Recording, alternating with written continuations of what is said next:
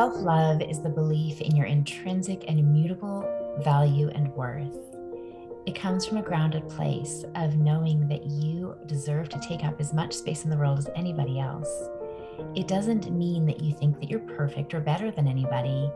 It simply means that you give yourself as much grace and compassion as you might be willing to give to anybody else. Learn more about self-love at The Art of Self-Love with Sarah Adams. I'm Dr. Deborah Vinall, doctor of psychology and licensed marriage and family therapist, the author of Gaslighting, a step-by-step guide to break free from emotional abuse and build healthy relationships, and the Trauma Recovery Workbook for Teens, coming out in March 22.